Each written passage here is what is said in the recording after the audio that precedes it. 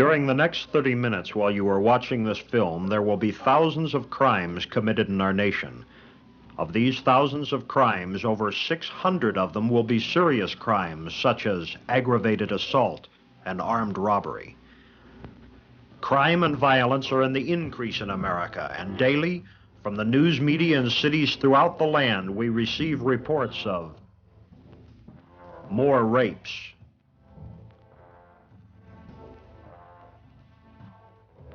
more murders,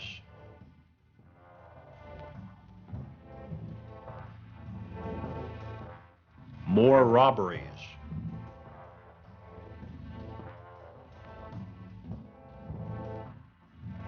more assaults,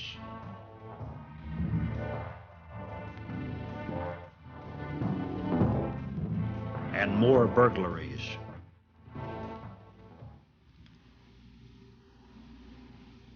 And right along with these reports, we are being told that a major portion of the blame lies in the availability of guns, especially those easy-to-obtain pistols commonly referred to as Saturday night specials. Strong and determined groups are rushing to institute various forms of gun legislation to ostensibly combat this rise in crime. Plans varying from simple registration to total confiscation of all handguns, rifles, and shotguns are being thrust upon the American people. Now seems to be the time for us to ask, will all of these proposed gun control measures really help to reduce the horrendous crime rate? Or is there some other, perhaps hidden reason for all of this fanfare to take away our guns? Now is the time for us to find out who wants to control our guns and why. Will gun control reduce crime? Do we as private citizens need guns? It is the purpose of this program to answer these questions.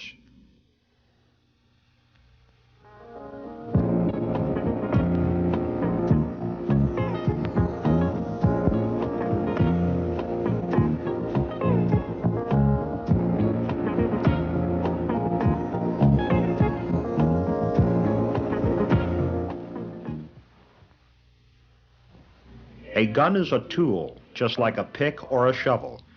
By itself, it has no value, positive or negative. Only with the mind and body of a human can it perform any functions. The person holding the gun will establish its value. There are many people who just feel a gun is evil. They hate it. They think there is something basically bad about this simple mechanism made out of wood and metal or plastic. To some people, gun legislation seems like a steam bath. They somehow get the idea that gun control will, of itself, substantially reduce crime. Many of these people do not feel a gun is, in itself, evil. They just favor gun legislation, registration, and confiscation. It is easy to see where this idea is developed. Notice that each criminal seen on television, no matter how lowly he may be, is well armed with imposing weapons. When listening to any of our mass media, one gets the impression that almost every crime is committed with a gun. This repetitious pattern has established within the minds of many an emotionally based relationship. They have been driven to the conclusion that if we can somehow take the guns away from the criminal, if we can do away with the gun, the criminal will no longer be a threat to society. He will be magically changed. He will no longer commit violent crimes or murder. As we can see in one courtroom decision after another, this belief has become so ingrained in our thinking that when someone commits a crime, we almost melt down the gun and let the criminal go, putting the blame on the weapon rather than on the person using the weapon. Certainly, there is no argument with the fact that crime is a significant problem. Every year, FBI records indicate a continuing increase in crime. But the question remains, will laws aimed at firearms really get at crime? Or are we indulging in wishful thinking and trying to dispose of the device and not the criminal? To begin with, just how much crime actually involves guns? Are the impressions created by the media well-founded? Are we getting the picture in proper perspective? Of all the serious crimes committed in a recent year, less than 4 out of 100 of these crimes involved the use of a gun. Taking all crime, less than 4 out of 1,000 cases involved the use of guns. It would appear that the media and its gun craze have led us astray. Considering only the violent crimes, guns play a far lesser role than we have been told. Murder is a most serious crime, but only about half of the murders and only 1/4 of the armed robberies committed in this country are done with guns. But even ignoring the role played by guns in crime, we must question the practicality of gun registration and confiscation. The economics alone are staggering. Based on the experience of New York City's gun registration bureaucrats, it is estimated that simple registration and licensing of firearms on a national level could cost between $5 and $10 billion. But even if we can afford gun control, we still would not get the guns from criminals for 2 basic reasons. First, criminals would not register their guns. Obviously, if they will disobey the law against robbing banks, they will disobey the law against registering guns. Secondly, and of even more importance, add to that the startling fact that criminals do not have to register their guns. In 1968, the United States Supreme Court, with the Haynes decision, ruled that criminals may not be asked or even allowed to register their guns. Why? Because it would be an infringement on their rights under that portion of the Fifth Amendment which protects us from self-incrimination. Therefore, as in Chicago where the Haynes case began, any firearms law must specifically exempt criminals from registration and licensing procedures. So from this point on, as we are discussing gun control laws, you will know that we are talking about the guns of honest citizens, not those of the criminal. The gun grabbers are constantly trying to dry up the gun supply. Recognizing the weakness of their argument about gun registration, they now contend that if we could tightly restrict the honest people's guns, the criminals' supply would somehow disappear. Could this be true? England has had very strict registration and licensing procedures on pistols for 40 years. Yet every year the police confiscate enough pistols to equal 1/3 of the entire legal supply. And the supply is not diminishing at all.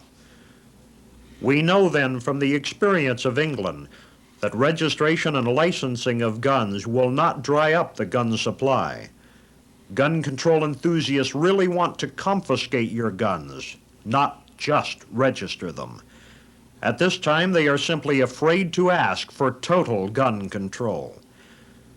But even with total confiscation, criminals will get the guns they desire. One simple source is by robbing such places as police stations and army arsenals. By this very action, handguns, pistols, machine guns, and hand grenades are now being put into the criminals' possession. Criminals will always be able to get guns, if they want them, from the authorities if necessary. Even if the police didn't have guns for the criminals to steal, those who wanted guns could make them.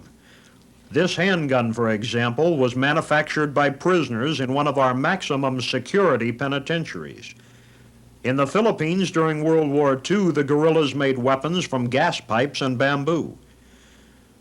This means that it is totally impossible to keep guns away from those who want them. Then why do some politicians want to take guns away from honest citizens?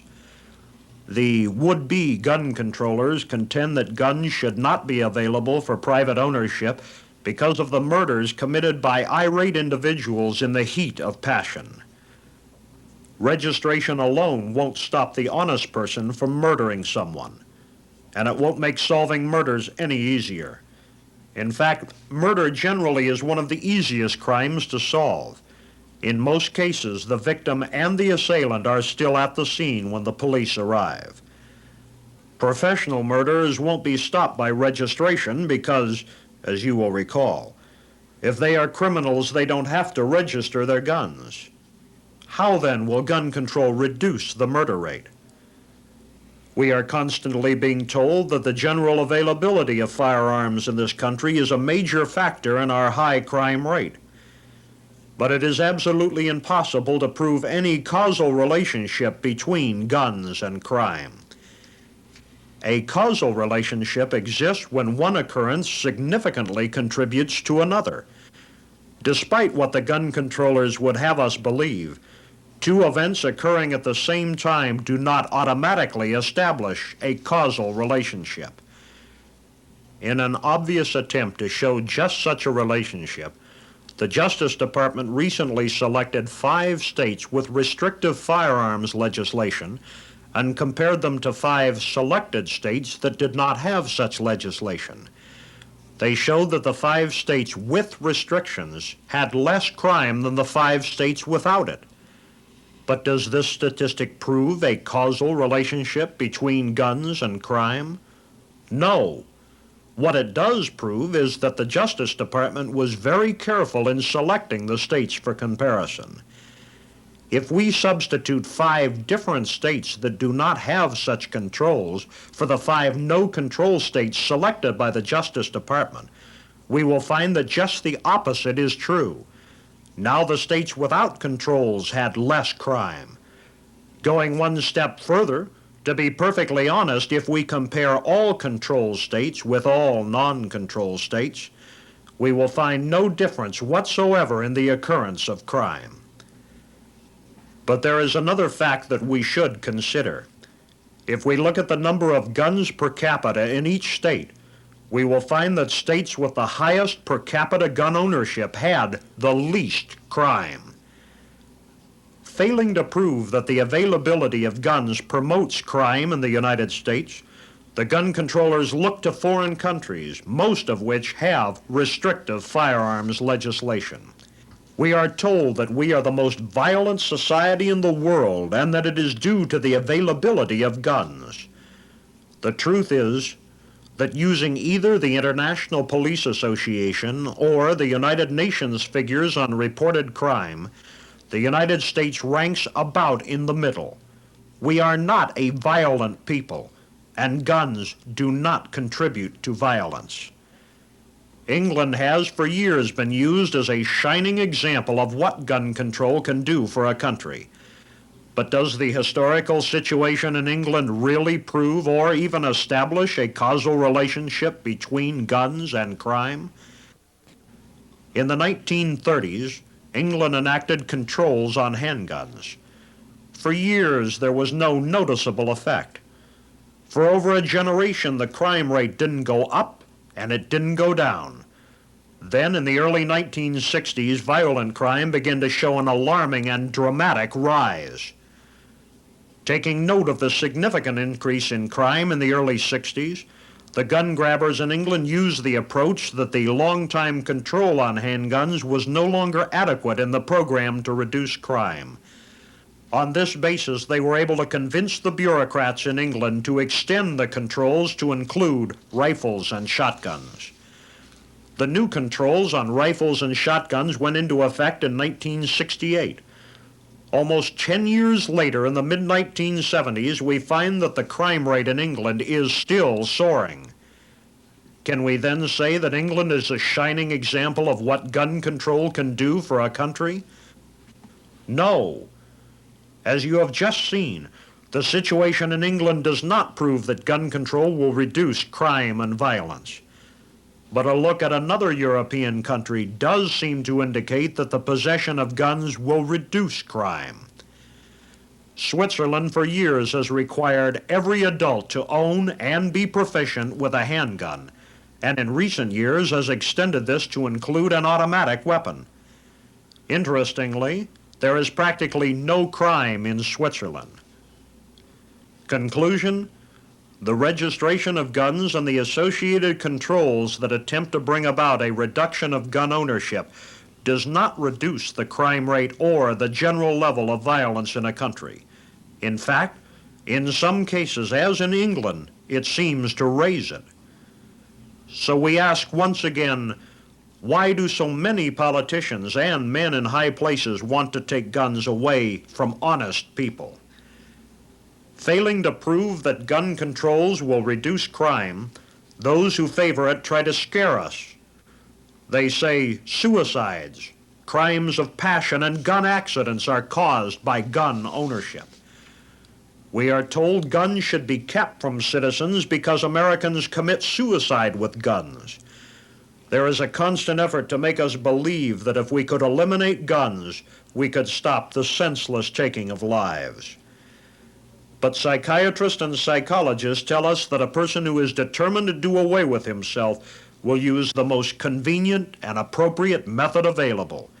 If a gun isn't handy, a knife, a razor, pills, or other means will be used. Sweden and Japan have total gun control. They also have the highest incidence of suicide in the world. Gun control will not lessen the rate of suicides. Therefore, one might conclude that as far as the suicide argument is concerned, again, what the gun control advocates are really talking about is gun confiscation. But look at all the accidents with guns that occur every year, we are told. Recently, Reader's Digest, in its anti-gun campaign, reported in this article that every year 27,000 people die from gun accidents. When it was called to their attention that they had possibly, inadvertently, added an extra zero to their figures, their comment was that, well, 2,700 was still significant. But how about some other statistics? According to the National Safety Council figures, you are more likely to kill yourself playing football than with a firearm. If you are a hunter, you are more likely to be struck by lightning in the field than you are to be killed by a gun. Reflecting on the Reader's Digest scare figures, it is interesting to note that, in fact, you are about as likely to be killed accidentally by a firearm as you are to choke to death on a bite of steak. We have still not identified a good reason to take guns from honest people. So we must ask once again, why does our government want to take our guns away? Do we as private citizens need guns? We believe the answer is yes, and here is why. The United States needs to have its citizens armed for two important reasons. First, guns are needed to provide personal protection. But second, and of even more importance, we need the means to defend our personal liberty. It has been said that government is the gun over your fireplace. The most fundamental right of every person is his right to defend his life, his liberty, and his property. It is from the protection of these basic rights that we derive our right to keep and bear arms. It is the possibility of a gun being available that deters criminal action. In Orlando, Florida, there were 33 rapes in a 9-month period. The women of the town began to buy guns to protect themselves. A local newspaper got together with the police department and offered a firearms, self-defense, and safety course for the women. These events were well publicized, and so everybody knew that in Orlando there were 6,000 ladies with handguns who knew how to use them. As previously stated, in the 9 months before the program, there were 33 rapes. In the 9 months after the program, there were 3. And the general crime rate went down too. In fact, it was the only city of over 100,000 in the United States that had a reduction in crime that year. Another example can be found in Highland Park, Michigan. Quick service grocery stores were being hijacked at an average rate of 1 1/2 stores per day.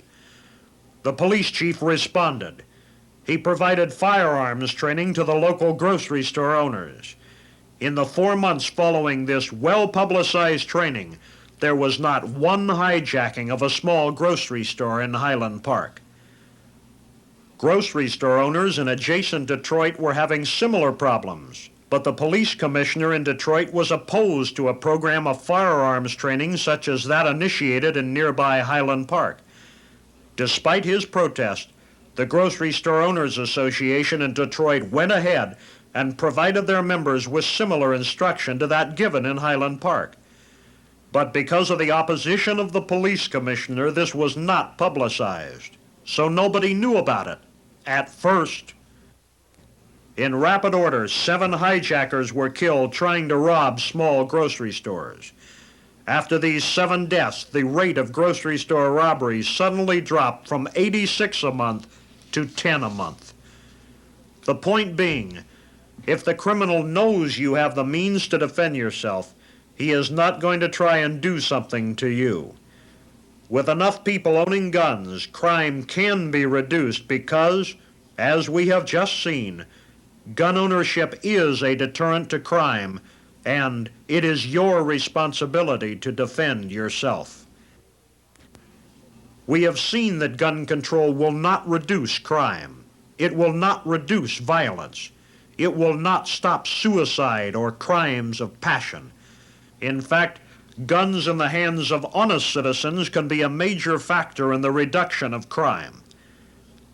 This brings us to the point where we must look honestly at the real reason for the government's concerted effort to deprive us of our guns. Up until now, we have dealt with the threat posed by individual criminals. However, there is an even greater threat to Americans today. The greatest single danger we face comes from our own federal government. Without exception, every government in history has always tried to increase its power until it had control over the citizenry, and our government in America today is no exception. A criminal is one who takes what you have without your permission. By definition, then, a totalitarian government which takes away everything you have, no matter how it goes about it, that government is the biggest criminal of all. And the bureaucratic criminal is the same as any other crook. He does not want to face an armed citizenry. He wants to disarm his potential victims and thereby lessen the possibility of resistance. As Hitler rose to power during the 30s in Germany, one of the key edicts he enforced was total confiscation of firearms. Only after this important step was taken did he feel in total command of the country. The communists of today are no different. Like Hitler, they too practice gun confiscation. In every country except Chile, where a communist government came to power, all firearms were confiscated immediately. Then, the yoke of tyranny was strapped to the people's shoulders. In Chile, however, the communists foolishly failed to follow their own pattern. After coming to power in 1970, they neglected to confiscate the guns. When the government began to impose its harsh rule, the people, still armed, rose in anger, and using their weapons, they freed themselves from the tyranny that was oppressing them. And that is why free men must have the means to resist tyranny if they are to remain free. That is why we have the Second Amendment to the Constitution, to protect our liberty and resist the oppression of an all-powerful total government. The men who penned the Bill of Rights knew about tyrannies. They had just thrown one off. They did not trust governments. They did not even trust the one they were creating, and they did not want you to trust it either. The Second Amendment was designed as a final redoubt against tyranny. It specifically identifies your personal right to keep and bear arms while making reference to the militia. There are those among us, however, who make the charge that the militia of 200 years ago has been replaced with the National Guard of today. This is simply not so. George Mason, one of the authors of the Constitution, in commenting on the differences between the militia and a standing army, defined the militia as every able-bodied man between 18 and 45 who is not in the federal service. In 1903, when the National Guard was established, Congress then legally defined militia in exactly the same terms used by George Mason. It is extremely important to note that the right to keep and bear arms is not granted to any army, be it state or national in character. It is reserved to the militia, or in other words, the people themselves. Historically, our militia has been composed of men who, in an emergency, dropped their plows and picked up their pistols and rifles. Thomas Jefferson said, "What country can preserve its liberties if its rulers are not warned from time to time that this people preserve the spirit of resistance?" And he went on to say how to stop tyranny. He said, "Let them take arms." If you are between 18 and 45 and consider yourself to be able-bodied, then you are the militia. You have an obligation to defend this country from all enemies, foreign or domestic. The National Guard is not the militia as the gun grabbers would have you believe. The Second Amendment was designed to allow us to protect ourselves from our government, which constantly threatens to overpower us. As an American, you don't simply have the privilege of owning a gun, or merely have the right to own a gun. You have the responsibility as a good citizen to possess the means to defend this country from enemies without and within. You have the responsibility to have a gun. Remember the bureaucratic criminal who wants to take away everything you have? Those who would rule you first wish to disarm you. This is because armed citizens represent a very real danger to them. Consider, how would you like to be the big brother dictator in a country where 50 million people had guns and were not afraid to use them? Therefore, in their effort to bring about the total disarmament of the citizen, the would-be tyrants have taken in all those who irrationally hate and fear guns, and those who have been fooled into thinking gun regulations can reduce crime. They have molded them into a body of resistance that is extremely vocal and well-financed. The end result of gun legislation in this country will be first, confiscation of guns, and then the imposition of a tyranny exactly like the ones we see now in Russia, in communist China, and, sadly, in most of the world today. The simple fact is that gun ownership for Americans who wish to preserve their freedom is more than a right. It is a necessity. We must not allow the gun-confiscating camel to get his nose inside the tent of ownership, as it is a fatal step on the path to tyranny. It is your life, liberty, and property that is at stake. That is the clear and simple reason why Americans must never let go of the right of unlimited ownership of guns, handguns, and rifles alike. It is your freedom that is on the line. And as you can see, the unrestricted right to keep and bear arms is essential to that freedom. The protection of that right is your responsibility. Now you know the real motive behind gun control. However, knowledge without action is a waste. Let your elected representatives know how you feel. There is a real need for your action now. Remember, freedom is not free. It depends on you.